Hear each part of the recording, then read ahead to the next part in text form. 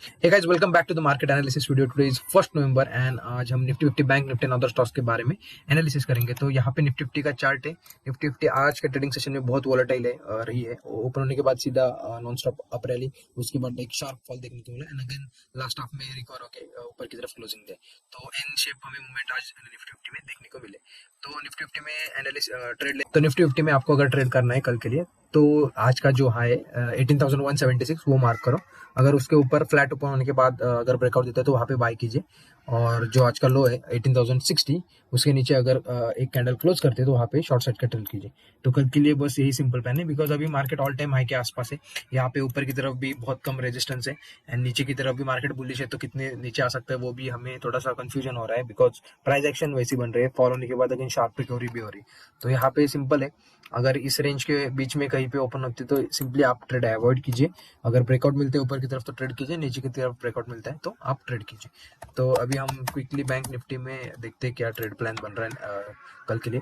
तो bank Nifty का देखो कल बताया गया था इस रेंज का ब्रेकआउट होने के बाद ऊपर की तरफ का ट्रेड ले सकते हो। देखो यहाँ पे आपका फर्स्ट सेकंड टारगेट आ चुका है, उसके बाद एक शार्प फॉल हमें देखने को मिला और नीचे की तरफ अभी बैंक निफ्टी ने क्लोजिंग दिया है।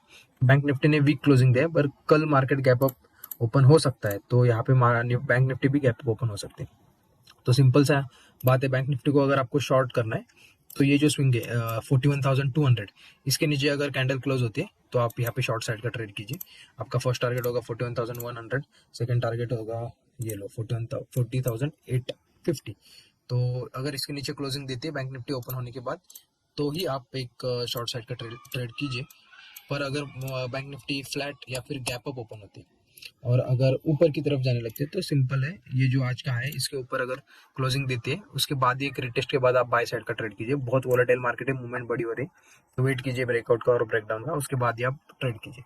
तो अगर ऊपर की तरफ ट्रेड करना है तो 41,680 के ऊपर अगर कैंडल क्लोज होती है तो वहाँ पे आप बाय साइड का ट्रेड कीजिए। और आपका जो टारगेट बनेगा वो अगर निकलने की कोशिश है तो सीधा ऑल टाइम हाई की तरफ है, बिकॉज बैंक निफ्टी देखो ऑल टाइम हाई के यहाँ से ही अभी सेलिंग आनी चालू हुई।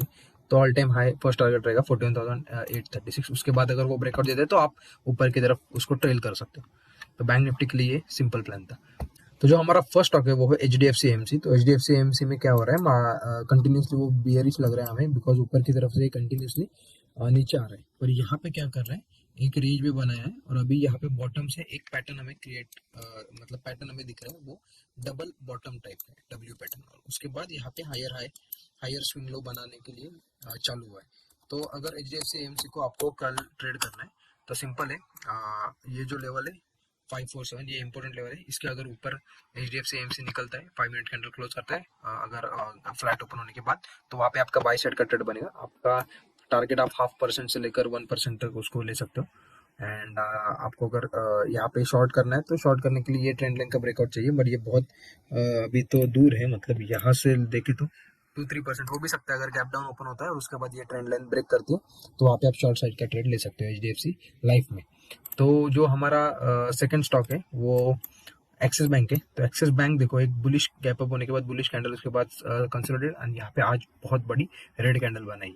तो अगर एक्सिस बैंक को आप ट्रेड करना है ना तो ये आज का जो लो है ना वो मार्क करो और सीधा 5 मिनट के चार्ट पे जाओ। तो अगर एक्सिस बैंक कल फ्लैट ओपन होता है और उसके बाद अगर नीचे की तरफ ब्रेकडाउन देते तो 868 इसके नीचे अगर ब्रेकडाउन मिलते तो यहाँ पे एक्सिस बैंक को आप शॉर्ट करो। आपका जो फर्स्ट टारगेट होगा वो होगा 838, सेकंड टारगेट होगा 832, बिकॉज यहाँ पे गैप भी पेंडिंग है।